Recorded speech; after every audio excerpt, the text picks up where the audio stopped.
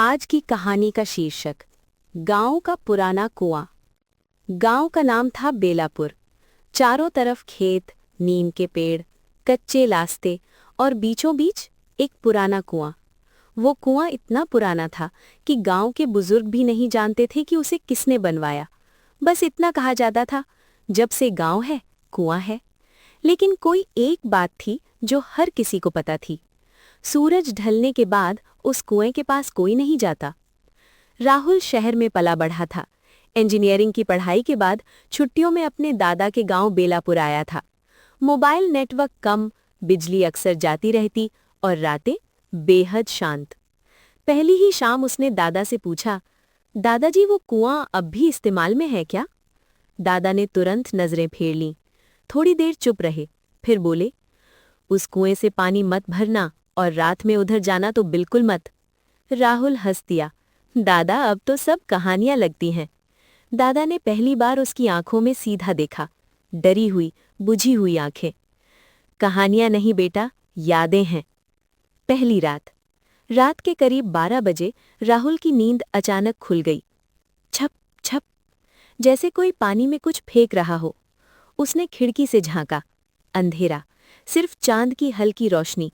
और तभी एक आवाज, पानी, मुझे पानी दे दो। राहुल का दिल जोर से धड़कने लगा।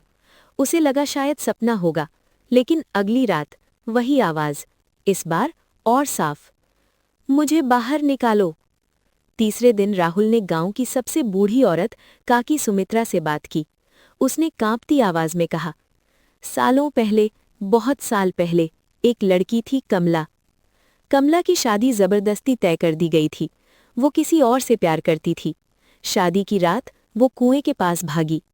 गांव वालों ने कहा उसने खुद कुएं में छलांग लगा दी, लेकिन सच कुछ और था। उसे धक्का दिया गया था। काकी की आंखों से आंसू बहने लगे। उस दिन के बाद कुआं जिंदा हो गया। उस रात राहुल सो नहीं पाया। 12 बजते ही वो आवाज फिर आई, लेकिन इस बार वो कुएं की तरफ चला गया। हर कदम के साथ हवा ठंडी होती जा रही थी। कुएं के पास पहुंचते ही उसने नीचे झांका। अचानक पानी में एक चेहरा उभरा। भीगी हुई आंखें, फटे होंठ। मैं दोषी नहीं थी। राहुल पीछे हटने लगा, लेकिन पैर जड़ हो चुके थे।